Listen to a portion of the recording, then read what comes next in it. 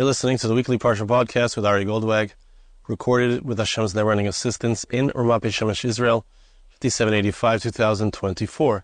This week's Parsha is Parshas Lecha, and like last week, where the end of Parshas Bereshis told us about Noach, and then Parshas Noach gave us the full story of Noach. At the end of Parshas Noach, we have mention of Avraham Avinu, then called Avram, and then in Parshas Lecha we have more extended story on into the Parshas that follow. I'd like to share with you a medrash, which is at the end of Parshas Noach, leading into Parshas Lecha. And it's a very interesting medrash. It's more of an extensive description of the story of what happened with Avraham Avinu before we're really introduced to Avraham Avinu. We're introduced to Avraham Avinu with Lecha. Hashem says, go to Eretz Israel, go to the land of Israel, go to Eretz Canaan. But before that, so our Chazal teach us, our sages teach us, and it's hinted to in the Psukim, that Avraham Avinu had an incredible experience where he was thrown in the fire. He almost died al Kiddush Hashem. Before he even had a chance to start the Jewish people, he was thrown into the fire. He survived miraculously. And as we'll see, it was actually the beginning of his career in teaching others, as the Pasuk does tell us explicitly in Sarah. There's the Nefesh Asher Asu Haran. They were the souls that they made. He and his wife, he and Sarah were involved in the first outreach kiruv organization, we could say, that occurred at that time. But what presaged it all was his willingness to be Meiser Nefesh, and as we saw in the Call of Mashiach podcast, the reason that he was sent to the land of Israel, the reason he was chosen by Hashem to live in a special land, in a place where there's constant hashgacha pratis like no other place in the world, was because he was willing to give up his life in order to serve Hashem for his belief in the one God that would go on to be called the God of Israel, the God of Avraham, Magen Avraham, the shield of Avraham. So I'd like to share with you the medrash that speaks about this story, and there's some amazing insights to garner from the medrash. And let's study this together. Vayomas Haran al Pnei Terach Aviv. The Torah tells us in introducing Avraham that there were three brothers. It was Avraham, Haran, and Nachor. The three sons of Terach. And Haran is an important character because he has a son named Lot, which is Avram's nephew. And Haran himself, the Pasuk tells us, he died. Terach was still alive when Haran died. And the story that we're about to tell about the salvation of Avraham was a moment of test for Haran as well. Haran would end up dying in the fire or outside of the fire, as we'll see very interestingly. And so the family members are important here. Also important is that when Avram sends Eliezer later on to find a wife for his son Yitzchak, he goes back to Haran, he goes back to his family. So Avraham, his story is important, of course, insofar as himself, but we also have important aspects of the story that relate to his nephew Lot. He goes to save his nephew Lot, who ends up in Sodom. Lot escapes. Lot ends up having a child named Moab. Moab is the great-great-grandfather of Rus HaMoabiyah, who becomes the great-grandmother of Mashiach, of David HaMelech, of Mashiach. But the familial connections are important here. Vayomas Haran al Pnei Terach Aviv, the Torah tells us that Haran died. Now, what are the circumstances of his death? That's how we find out, interestingly, about the story with Avraham and his willingness to sacrifice his life for Hashem. But it started earlier. It started with Avram's recognition already at a young age. It's not clear exactly at which point, if he was 3 years old, if he was older than that, significantly older than that. There are those who say that this story happened when he was 13. There are those who say the story happened when he was older. But let's see the story. Terach Bar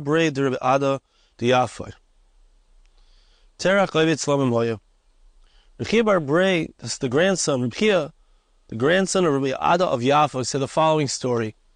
He says that Terach, the father of Avraham, he worshipped idols.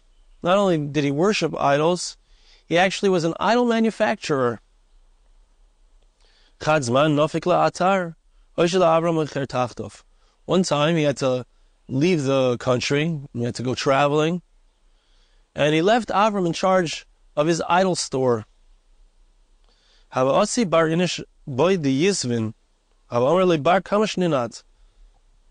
Somebody came into the store, an elderly man, and he wanted to buy an idol. He said to Avram Avinu, do you have any idols for me? And Avram said to him, how old are you, tell me? And he says, 50, 60 years old.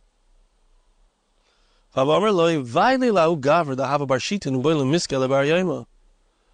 says to this guy, it's really pathetic if you're 60 years old and you're bowing down and you're serving an idol that's 1 day old, that was just made yesterday. And he was embarrassed. The person was 60 years old, he was embarrassed, and he left. He didn't take the idol, he didn't buy the idol.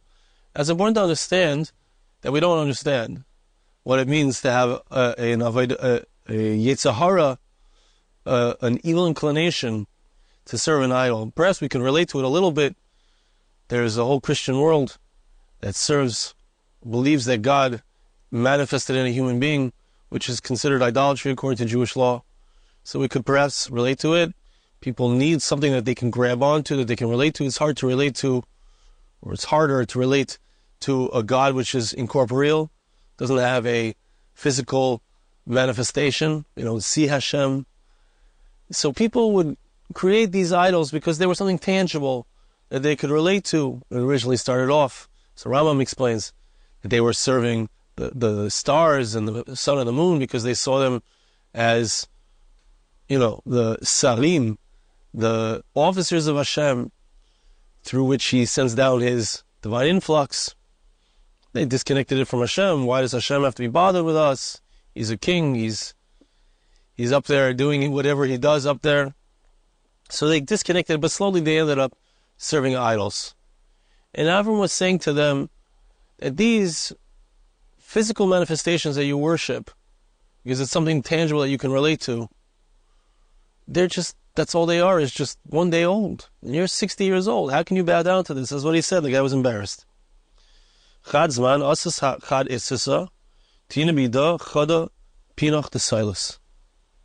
woman came one time, and she had in her hands some kind of container with flour.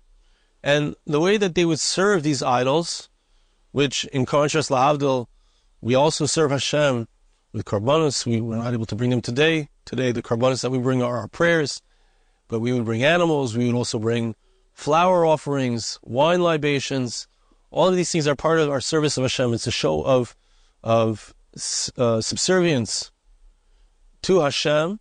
When we bring these things, we're showing, hey, this is something that's valuable to me. Hashem, I'm giving it to you. I pray for your grace as a result. So people would bring these types of things, la'avdil, to idols, to their idols, to show their subservience and their wish to attain something from the idol, from the spiritual power there. So she brought to Avraham some kind of basket with an offering of flour. And she says to Avraham, here it is, take this and bring it in front of the idols in your store. So what he did was he took the basket of flour, whatever, the container of flour, and then he took an axe and he smashed all of the idols in the store. He took that axe and he put it into the hand of the largest idol.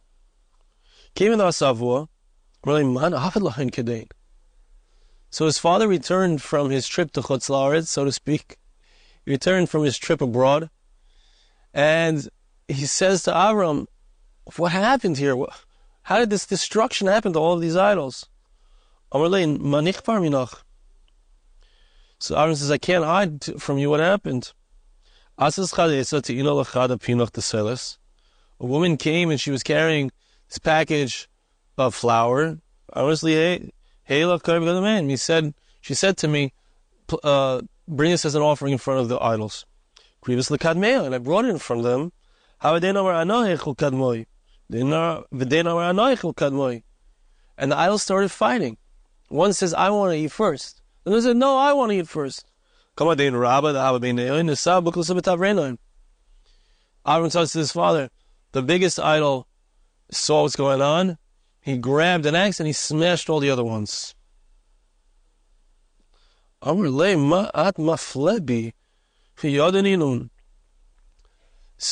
Terach, Avram's father, says to him, what kind of story are you telling me? What do they know? They're inanimate. The idols are inanimate. What do they know? How can you say that this big one smashed the other ones? Said Avraham to him, let your ears hear what your mouth is saying. They don't know anything. Why are you making these idols? Why are you bowing to these idols? Why are you creating representations for spiritual forces? They have no power. They have no understanding. They have no knowledge. I want to say to you, we talk a lot about bitachon in the Bitachon podcast, and that we have an idol today, a very powerful idol. It's called Kochi V'etzim Yadi. The idol is that it's my power that's accomplishing. It's my effort that's accomplishing. But I want to point out that it's not precisely true. Many times we see that we've done something, we've put in efforts, and we make money. You have a job, you make money. But I want to point out that there's a sensation, I've experienced it. There's a feeling when a person works hard that there's a bittul, there's a subservience to the goal of making money, I would say. And that subservience in bitachon is directed towards Hashem. That feeling of subservience, you Hashem, I bow to you, you are the one who's going to provide me with my parnasa. I have a choice. And this is very similar to what was going on there. In the times of where they worshipped idolatry, I have a choice. Do I place my subservience into my goal, into trying to make money, or am I making myself subservient to God? But either way, this is how I understand it. There's a subservience that I feel that pulls into my world the things that I need. Hashem gave the human being that power. The question is, do I recognize that ultimately that's from Hashem? Am I subservient to Hashem, or am I subservient to the money? Is the money my idol? It's an important idea. Important idea. So Avraham says to his father, do you hear what you're saying? The idols are nothing. The idols are nothing. Nasir Masir Nimrod, an amazing thing. Terach, the father of Avraham. So he's perhaps ashamed. We saw a particular sefer that says that Terach was a servant of Nimrod. Nimrod was the king. He wanted everyone to serve idolatry. Really wanted everyone to serve him as the creator of the world. And Avraham was given over to Nimrod by Terach. Terach, his own father, said, here, this guy is defying your rule. He's defying the idols. He's defying society, the societal norms. It's very interesting that he was willing to do that to his own son. So Avraham says, look, they have a conversation, which is also interesting. Avraham says to Nimrod, or it's clear that Avraham says, I don't believe in these idols. There's one God. Nimrod says, at least you can bow down to fire. Fire is a powerful force of nature that, okay, if you want to, Hashem created, God created, but, bow down to the fire. Really, Avraham, so, well, you say that fire is a great power, but water is much greater power. Water can put out the fire. Maybe we should serve the water. I said, okay, that's fine. Bow down to the water. I don't care. He says, Avraham says, if you want to say that we should, it's very lumdish, it's very Talmudic. Avraham says, well, if we're going to bow down to the water, so then we should really bow down to the clouds, because the clouds carry the water. The clouds are more powerful than the water. So Nimrod says, okay, that's fine, bow down to the clouds. So Avraham says, look, we're going to look for what's really more powerful. So bow down to the wind. The wind is more powerful than the clouds. The wind blows the clouds. So Nimrod says, I agree, let's bow down to the clouds. I'm sorry, bow down to the wind. Avraham says, instead of bowing down to the wind, you should bow down to a human being.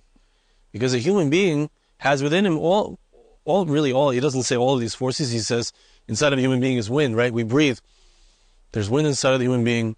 It could be that he was intimating that Vayipach ba'apav ruach elikim chaim, that Hashem, there's a God, and God gave the wind, so to speak, into the human being. Perhaps he was also intimating, as I said, that all of these things, fire, water, clouds, wind, these are all basic elements. According to the ancients, the basic elements of reality. The human being contains them all. The human being contains all of these elements. Which means to say, Aaron was intimating to Nimrod that just like a human being contains all of these elements, and where did he get all of these elements from? Hashem gave him these elements. Hashem made him a whole human being containing a spiritual element and a physical element. So there's a God, and that God is much higher than all of this. He's all-encompassing. He's all-inclusive. And all of reality is somehow a part of his incredible unity. Which, of course, is a very difficult thing to understand, and it's a reason why the ancients, they had idols. Because it's hard to conceptualize a God that's so great and so exalted and yet still infuses all of reality with his oneness. So Nimrod doesn't buy the final argument of Avraham. He says, he says, you're just saying words. According to another understanding in the Meforshim, you're saying a good taina. You're saying something that has validity. It's not clear if Nimrod, agreed to Avraham or agreed, understood his intellectual argument. But Nimrod said, look, you believe in God, you believe that God is all-inclusive, you believe that a human being includes all the elements. I bow down to the fire. I know that fire is more powerful than a human being. Nimrod says, I propose a test to see whether your theory is right or my theory is right. I say that fire is more powerful than human beings, and therefore we should bow to the fire. You say God is more powerful and all-inclusive of anything. So I'm going to throw you into the fire, and we'll see if your God saves you. Haran. So Haran was watching this whole story. Avraham Avinu's brother, Avram's brother Haran, was watching this entire story. He was standing there and he was unsure of which way to go. He was torn. It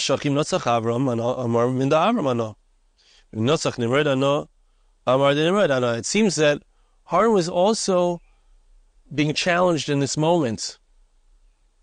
Avram's dear brother Haran wasn't sure if Avraham was right or Nimrod was right. So he said, look, if Avram comes out of this alive, if God saves him, I'm going to be on Avram's side. He's clearly right. If Nimrod comes out correct, then I'll be on Nimrod's side. So what happens? Avram goes into the fire. They throw him into the fire, and Avram miraculously survives. Unbelievable, incredible nace. Not only that, in another place, in a different medrash, I believe it's the Tanah of Rebbe Lazar, so it says that he went inside of the fire, and it was cold inside, meaning it was cool, he was safe. There were trees growing in there, and there was fruits on the trees. Sounds similar to what happened when the Jewish people went inside of the Yam Suf, according to the Medrash. But it was a place, interestingly, if we could think about it for a moment, his mesiras nefesh, his willingness to give up his life for what he believed for God, if it would produce fruits, right? That's the symbolism. He would produce fruits. He's going to, because of his willingness to sacrifice for Hashem, he's going to end up being, first of all, becoming someone who's a teacher and bring people to the truth. The nefesh asher asu b'Haran, the souls that he made in Haran, him and his wife. He ends up going to Israel, the place of ultimate connection to HaKadosh Baruch Hu, to God. It bears fruits, his self-sacrifice, his willingness to give up everything for Hashem. But now Haran is the observer watching. Haran was undecided until this moment. And they turn to Haran and they say, whose side are you on? He said, I'm on Avram's side. Now he felt confident. He felt like he could stand with Avram. He felt, look, Avram was saved. Clearly Avram is correct. And by the way, what you see is, from the fact that he's saved, is that, this is how I thought about things, perhaps we could say, that Avram's taina was, what he believed was that the human being can rise above all of nature. The human being who is infused with ruach, with the wind of Hashem, with spirituality, with a connection to Hashem, you can expect miracles. Right? We know Ein Simcha Alanes generally as a principle, but we've also learned together about bitachon, and bitachon means that I can rely on a miracle. Why? Because once I infuse my life with Hashem's spirit, with the ruach, with the spirituality of Hashem, my life becomes raised up. Just like Hashem is all-inclusive, the human being is all-inclusive. And such a human being can merit miracles. Avram was saved. So Haran says, if he is saved, I'm also saved. But the problem is that Haran didn't have it all the way. He was on the fence. He was on the fence. The Talu v'shlichula, or the Nechmer b'nei Me'av. Now, a very interesting thing happened, and this is, people know the story, but they don't necessarily know this part of the story. Haran was thrown into the fire, and as I understood the Maharzu to explain, his physical body wasn't burned. The outer aspect of himself, because on a superficial level, yes, he bought into what Avram believed. But his B'nai Me'ayim, his innards were burned. His innards, because inside he didn't completely believe. He didn't have the ruach like Avraham had, the ruach, the breath of Hashem that had gone completely into him, that saved Avraham. Haran didn't have that. V'yatsa umeis al pnei Terach aviv. He went out, he came out of the fire, he hadn't yet died. He died subsequently. He wasn't burned in the fire, interestingly. Only his innards. And I want you to notice something which, in talking about this story with my children, my little girls, my 10-year-old and my 8-year-old, 7-year-old. So, she 8, I don't remember, I'm confused. In talking about this, my daughter mentioned, my 10-year-old, Yael, she said something about Aharon. She thought I'd mention Moshe and Aaron with that, so the story was with that, so she thought, I said, no, Avraham and Haran, and I suddenly noticed that the name Aharon has the 3 letters of Haran in it. It's Aleph, Hey, Resh, Nun. Haran is Hey, Resh, Nun. I don't know the significance of this. I didn't see this mentioned anywhere else. But I also do know that Aaron's sons also had an issue, Nadav and Avihu, with fire, and their bodies were intact even though they died from the fire, which sounds very similar to what happened to Haran. But the indication here is that there's an outer aspect, which Haran had, but there was an inner aspect that was missing. Look at Lot, his son, Haran's son, who accompanied Avram. Avram takes him with him, which is very significant. Perhaps he saw the greatness of Haran, the willingness to die, or the readiness to come onto the side of Avraham, missing something, but still something else. The Medrash later on, the next piece in the Medrash talks about the fact that Haran's son was Lot. Haran also had daughters. He had a daughter named Yiscah and a daughter named Milcah. Yiscah in English is Jessica. Yiscah was actually another name for Sarah Imenu. Avram was married to Haran's daughter, Sarah was Haran's daughter. Why did Avraham marry her? What did Avraham see in her? Why did Avraham bring Lot with her? Because he saw this. There was something very good about Haran. Didn't work out. The inner aspect was missing, wasn't completely there. But there was something there. There was something there, something powerful there. Indeed, from Lot would come, as we said before, Lot ends up having Moab, and Moab ends up being the great-grandfather of Rus. Rus ends up being the great-grandmother of David HaMelech. So there was something very good there. It wasn't. It would take generations for it to come out in a fully positive way. But this is, the Medrash finishes off. This is what the pasuk is teaching us when it says that Haran died in front of Terach. This was the story. This was the story behind it. It's an amazing lesson. It's an amazing, one of the things that the Meforshim say about Haran is that he was missing the L'Shem Shamayim. When Avraham went into the fire, he didn't know he was going to be saved by the fire. He was just fully willing to die for God, and he fully believed that what he was saying was right and true. Haran, he saw the possibilities. He was on the fence, and when Avraham succeeded, so he said, this must be the right way. But it wasn't. He thought that he would be saved. When you go into a miracle, this is interesting. When you go in thinking that for sure the miracle is going to happen, it seems that it endangers the possibility of the miracle happening. There's different aspects here, because if a person has real bitachon, a deep level of bitachon, so the miracle is guaranteed. So we have to know exactly how to balance all of these aspects. But certainly what we see is that in order for that ruach, the spiritual aspect that saves Avraham, not only does it save him, but it entitles him to the land of Israel. Lot is not entitled to the land of Israel. That's the whole discussion in our Parsha. As far as the Roe, the shepherds of Lot, the shepherds of Avraham, who's going to get it in the end. But Avraham has that ruach completely in him, and so he merits the land of Israel. Lot, the son of Haran, doesn't have that ruach completely in him. It's there. He ends up with generations later with something, but it's not complete. Haran doesn't have it completely, and so he doesn't merit the miracle.